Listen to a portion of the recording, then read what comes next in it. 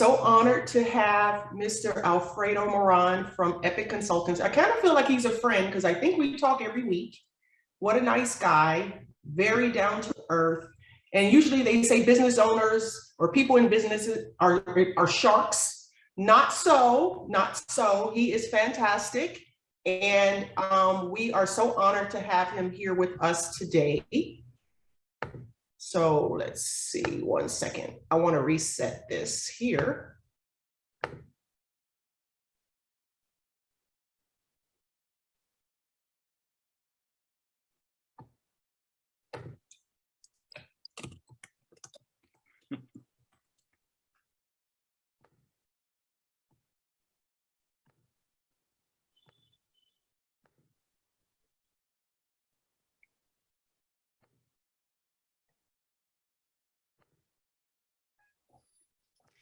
Thank you, guys. Okay, very good.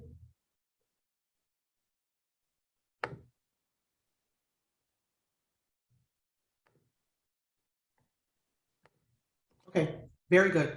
Technology is always in charge. So I just wanted to have an opportunity to speak with the Epic team and all of their insight. They have been in South Florida. They were established in 2003. Epic Consultants. First, I want to find out, Epic Consultants, how did you come up with that name? How did that come about? Because there's always a meaning behind the name. Well, first of all, it's great to be here. Having or investing a few minutes with you guys, to us is in a way paying it forward. There's been so many entities, individuals, including you, Charisse. Your organization is outstanding as far as like supporting small businesses. And whoever is out there, this is actually a great resource for your success. So having said that, for us to be here is because of X amount of individuals, entities that have been able to help us to get there or to be here. So your question about Epic is interesting because it has an acronym. E for efficiency, P for productivity, I for improvement, and C for consultants. So wow. Epic, that's what it stands for. Wonderful. So tell me some background before you started the company. There are several partners in the company and you started in 2003 and your background is in engineering, am I correct? Yes, we're actually 4 engineers having a dream to be independent. It's interesting because for all of you guys out there, we share so many the same values, qualities. We want to be independent. We want to define or design our own destiny. At the end, we end up working a lot more. I will say that it's easier to work for somebody else. By Friday, you turn it off. And for business owners, it's a different journey. And having said that about working harder, the result or the rewards are amazing as well. The fact that you have, you're in charge of your own destiny, defining like the new markets, defining the new challenges, is exciting. It goes beyond profits. It's one of those things that you wake up every morning and it's a challenge, it's a war, but at the same time, it's exciting. It's just like finding about yourself, what you're capable, your capabilities, weaknesses. The ones that have a business is those individuals that dare to have a dream, to believe it, and at the end you end up achieving it, and it's something that that gives you as a person something that I guess confidence. But it goes beyond that. It's you're in charge of your own destiny in a way. The way that we started it, it was having that dream, and the first 5 years it was like very tough. Pretty much all of our savings went into it, and there's a mark, I guess. Once that you make it past 5 years, you might have a chance. You might have a Uh, chance. but at the Right. beginning, guys, it's like you gotta set up like your own budget to survive for the first couple of years, not necessarily counting on profits. And if you have a plan and hit the right resources, the right supporters, you got a chance. So now that you are more than 10 years past when you started, what is it you wish you would have known in the first 5 years that you know now? What is it? I know there are several things, but what is the one thing, wow, I wish I would have known this when we first started? Therese, your questions are amazing. That one is always in your mind. That famous Monday morning cubing is, what should I done it? Should I, could I? And if I will just invest or invest this time for you guys out there, what we should have done much better at the beginning is the financial aspect. As engineers, we sometimes feel that we know a lot and we're pretty smart. And but when it comes down to finances, the financial aspect, you need somebody that gets you in with the right credit line, with the right strategy to secure not only that credit line, but the right places, the right relationship with banks, and that would have been an easier journey, because most of us business out there, guys, we do great executing. Right. We actually excel whatever your business is. We got that down pack. But the financial aspect, it was a big deal. And the second one, before I let Johnny actually jump in, I will say relationship. Look, guys, we're out there. We were four, so it was a little bit easier. But still, look, while we're actually executing a project, nobody is actually looking for the next sales, the next contract, and we found ourselves, even till now, when we have a bigger contract, we're still committing the same mistake, but because of lack of resources. So it's a tough one, because I wish I could tell you a magic formula how to do it. How do you actually execute and sell at the same time? It's just that financial aspect and the sales. If you can figure that out, you have a shot. Rojas, any feedback on that area? No, I just wanted to talk on the. Oh, hi, Cherise. How are you? Sorry, sorry, I'm a little bit late. There was That's good okay. opportunities coming in, but I apologize for that. Rojas for joining us. No. VP of Operations. Go ahead. Yes, sir. Yes, no, and just adding on that last part that Alfredo was saying, I think the magic formula is resources, right? And that's one of the hardest things for a small business to get is, you know, you see big companies, they got resources here, resources there. I got a whole sales team, I got a whole marketing team. You know, I got all these resources available for me. You know, when Alfredo looks around and says, okay, I got these resources, well, he's usually looking at me. So, you know, and then when I look around and look at the resources, you know, I turn around and I just look right back at him. And then we look at David and then we're just looking at each other, because the other resources that we have, the critical ones, are the ones performing the actual task. So, so I think that's the difficult part. And that's when I think, you know, the different types of support from the different organizations is trying to get as much of those resources, because those are the ones that you have. And how do you maximize that and try to make the most out of it? It's not going to completely resolve that situation. I guess as small companies, you're going to be multiplying yourself. I don't know to when, but you know, just keep multiplying. But I don't know, in a way, that's part of the deal. But the availability of those resources, having somebody to go to, somebody, okay, at least at a certain moment when you got an indecision, can I talk to somebody that clears up the picture a little bit? So I think that helps. But I think to go with the same thing that Alfredo was saying, yeah, it's, you know, those availability of resources that sometimes, well, we don't have or they're not available. Right. So I know that Epic has identified opportunity to add value for a client. I understand that you are Lean Six Sigma certified. And how does that add value? What does that even mean? I mean, how does that add value as construction consultants, improvement consultants? What is Lean Six Sigma and how does that add value for your company or any company? You want to go ahead, Alfredo? Jump in.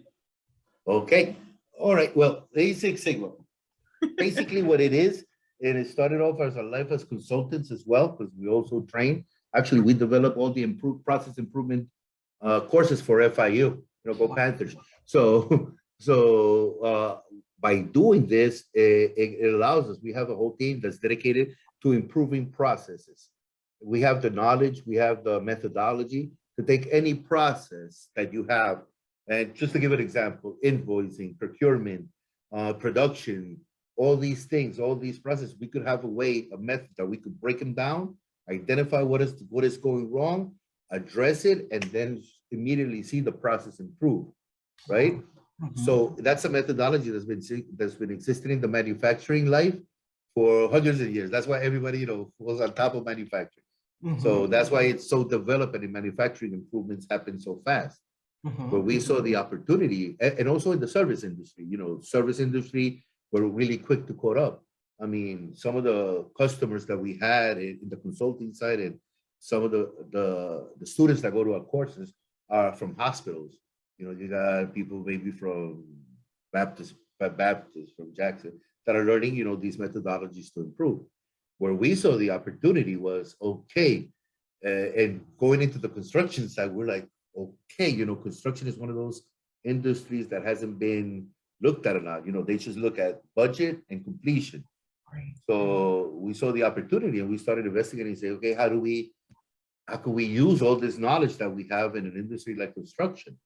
And that's when the whole lean construction came apart and saying, okay, let's apply, let's investigate, let's research, let's see the knowledge and see out of all these tools and all this knowledge that we have, what could be implemented in construction? Because at the end of the day, construction, just like everything else, is a process. Right? It's people, materials, a schedule, and how can we make this better? And the same tools that allow us to improve manufacturing process are the same tools and principles that will help us improve our construction process. Simple things like organization at the job site. Where are the materials being used? So where's the location? Where should they be? How orderly should they be? Right? And also where we see the biggest impact has been in the planning side. And we also see that other construction companies, the big ones, the real big ones have used it and they get the benefits of it. So we've been able to take those techniques and how do we apply it in ours? So we apply it in the planning phase. So we get instead of getting a 6-week or a 4-week lookout, we go ahead a lot shorter timeframes, weekly and 2-week lookouts. So we try to get more control of everything. We get more control of the specific task that's being done. So our planning, and it's done consistently. It's not just one planning. It's done almost on a weekly basis. So we go back, we check, we review, we go to the people that are doing the task, and we see how they're doing. And also, we include everything that has to do with the organization at the job site. The organization of tools, the organization of materials, the accountability of materials, the accountability of tools, the accountability of manpower. So really identifying what is, and there's a concept, I just hopefully let's see how it translates, but what is the minimum amount of resources that we need in money, people, equipment, and materials to perform the best job possible? Wow. So that's what we who would take your course? Would it be the construction firm owner, a project manager? What's the audience? So if someone is saying, oh, this is interesting, I've never heard of it, I want to grow my skills, better prepare for owning a company or growing my company or growing my personal professional skills, who would take your course, the lean course? If I can take this one, Johnny, what is interesting, Charisse, is that in our courses at FIU, the ones that are going generally are individuals from big companies. And the ones, and they keep getting better and better. For this venue that we're actually talking about, is there should be the ones, and sadly, They don't have the time to go to school at night. And but these individuals, these colleagues that are might be listening, this type of course is the one that makes a difference Right. for their operations to make it, like Johnny said, if you spend less resources and do it right the first time, generally you're going to see the impact in your financial statements. But generally, only big companies can have those resources to go and get these techniques, get these strategies. So if there's anybody out there that is in a construction company and is like a small, what makes a difference is learning new tricks and learning new techniques. And maybe it's not like a one in, namely the main individual, but send somebody, send your business partner, send your supervisor. So it's an opportunity out there for the small companies to get this type of techniques. So this is also a marketing tool for that firm. Once they finish the course, it's another marketing tool to help you better position yourself for pursuing work. And I know Epic has also been successful with securing another marketing tool, which is the AA certification for your company. Why Right. was that necessary? And how does that help you grow Epic? And what does that mean to potential clients that you're AA certified? First, tell us what AA certified is for all those people who are listening and are not familiar. Knowing the audience that is out there, I'm just gonna go back from the beginning of this like great conversation. Guys, to be successful, you need a network. You need like, once again, Charisse and her organization is amazing. Just sitting with this lady is actually value added. It's gonna be not only one nugget, but a bunch. But just putting the whole package together, you need individuals that are actually looking for contracts with the public entities, and that's when you find out good certifications to have. Once that you go into this like conferences and the small business like advocates, you find out who's who, opportunities, finance, legal, sales, marketing, and talking about the 8-8, obviously for us, we're going into a new market. We're just becoming that little entity that is becoming way more structured, way capable to perform bigger contracts. Right now, Charisse, we have like, I think that for a single contract, it's about 12 or 15 on the aggregate. We're over 20. So that put us like we're growing, and it's because all these little things that certifications, having the right bonding, having the right lawyer, having the right accountant, having the right XYZ, and all of you guys, is a process. You just keep getting better and knowing who's who. Whoever is working at the airport, there's this amazing organization that is CSBE, also run by amazing ladies. Yes. Whoever doesn't know anything about this CSBE at the airport, I'm telling you, it's a gold mine. But once again, it's a network. So generally, we don't like to talk about how important is this certification. It's more like a network that you have, because without it, So wait. So what does network look like? Because I'm a small business. Your heads are on the project, or you're out trying to do local stuff, and you're trying to follow up on the work that you're working on. What do you mean by network? What does that mean? What does that look like? Does that mean you're calling somebody 10 times a week? What does that look like, especially during COVID, when we have so many restrictions? What is the approach for networking? Because that's a great suggestion, but what does that look like now? okay, network. Let's a good example. Once again, I don't know why, but we're surrounded by a network of amazing ladies. There's a lady by the name of Amber, which is actually a big deal for a small business that deals with Jackson contracts. Talk to her, call her, email her. Most of these individuals, their job is to help us. and it's sad that only a few really take advantage. And ladies and gentlemen that are out there, you have no idea what is the impact. It goes beyond contracts. It goes payments. It goes setting up yourself for the next contract, ready, and knowing what's coming up. Um, it's it's not a barrier. The COVID is just maybe easier, because before we'll have to drive to the county to a conference a month. I mean a monthly meeting, and that's when we will be waiting for them at the end of the meeting. Right now, it's like you should make a phone call, an email, and then there was no idle time. So there's like us, definitely we like the one-on-one personal basis, but we need to adjust. You need to adjust. Johnny, any feedback on that? Well, at that point, it took me to the original point I was saying about resources. These are the type of resources that I'm talking about that people have.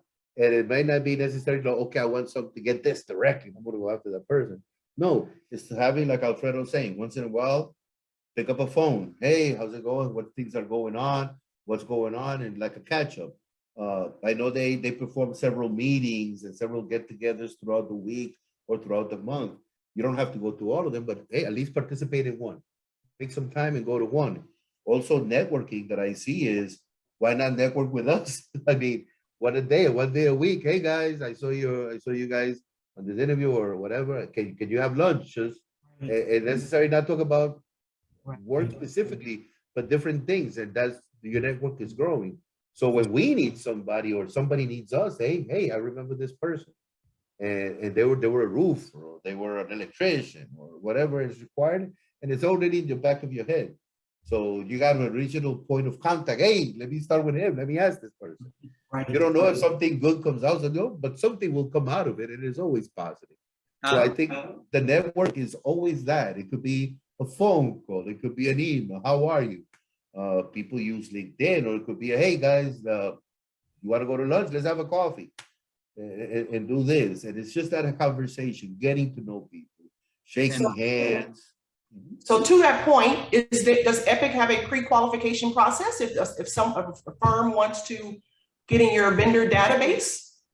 I'll take that one. I'll take that one because yes, our model is like getting the contracts, and we have like a set of subs that are great, and we need, like, subs, and pre-qualifying them, getting to know them, because everything is about like that field, that opportunity to work with somebody. It goes beyond references. It's actually a meeting and knowing. So definitely that there's an opportunity there. I just wanted to add one more item before time runs out, is that generally, guys, like I mean, I'm still like, feel like, I'm a little bit of shy, even though nobody will actually buy that. Any business have had like so much help, assistance for so many individuals, entities, that generally everybody wants to help somebody else, paying it forward in a way. So don't be shy. Yeah, there will be that individual that you might not necessarily feel the love, but generally you'll be surprised how many people are willing to help, give you like a couple of tips that makes a big difference. So reach out to all of us that have been there, because when we see like a small guy or just like starting second year, we've been there. We felt that pain. We know the struggles, and it makes a difference. Somebody that has been there to tell you a couple of moves that you should make, and it works. So yeah, like Johnny's saying, reach out. Even if we're busy, I mean, by the second email, I'm telling you, it might not necessarily be that we don't want to, might be busy, but we'll get back to you. So whoever we can help, definitely we're available. Wonderful. Thank you so much. And we'll include your company's phone number and email addresses in the final edit of this video. So before we close out, I'm so grateful for your time. It's so good to see you both. I will always like to close with this question. What's the last book you read? And tell us a little bit about it. Rojas, go ahead. You want me to start? Is that I'm Sure. telling you, the Who's last going book that I read, okay, I'll go first. Now, the last book that I read was an amazing story, but I forgot the title. But it's an amazing story. No, it's a very, very short book. I mean, I was raised Catholic, right? So it shows 6 little stories about the Virgin Mary. So it doesn't have a lot to do with religion. It has to do with teachings. So I'm reading that book. And for me, it's very important because, you know, I'm an engineer, like Alfredo was saying, you know, engineers, we get stuck in all this technical stuff. And I never seen a group of people more excited looking at a spreadsheet than a bunch of engineers. We get all excited. Oh, there's a spreadsheet, right? There's a spreadsheet. Unbelievable, right? And so what I try to do is that I try to look at these books. I will get the book and I'll get the name and I'll email it to you. Please And do. yes, it doesn't have a lot to do with religion. It's just little short stories. Okay. Where, you know, the Virgin Mary is Share one takeaway from the book. One takeaway. one takeaway. It was in this place where the Virgin Mary had an appearance in Portugal. So it changed this person's life, and he just heard about it. He wasn't investigating, he didn't know about it. Once he saw this place, he started feeling attracted to that site and to know this place.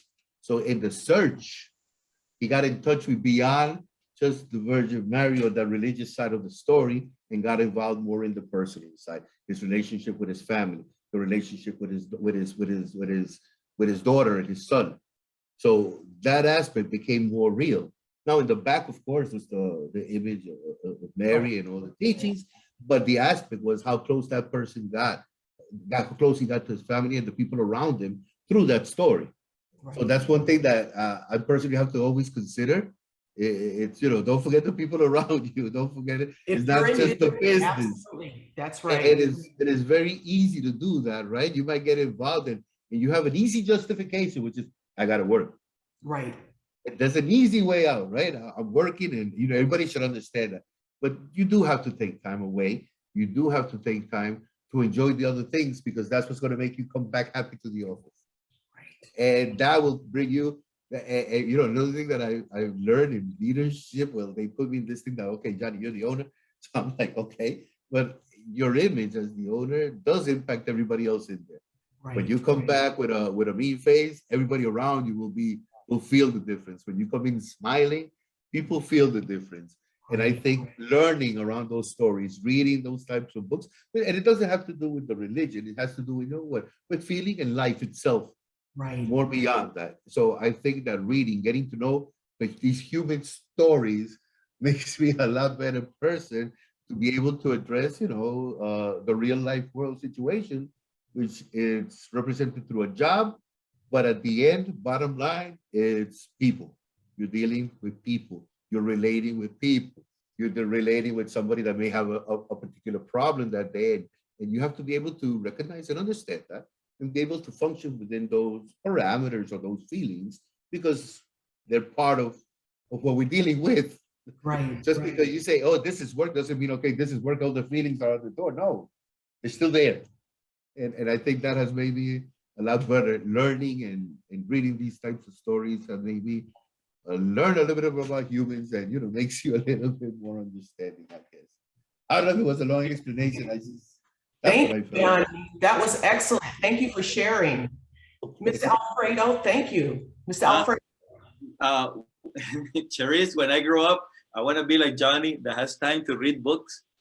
I wish that I could tell you what was the last one. I think that lately it's just simply like, you know, quick articles, and I was a big time reader, but I don't think that I have the time anymore. I wish that I had the luxury. The last one that probably, like, you know, was classified as a book, it was like you know, one thing, which is about like, if you do that important item every day, so the others are not as or comes as a second, if you can identify that one, then everything is going to work out.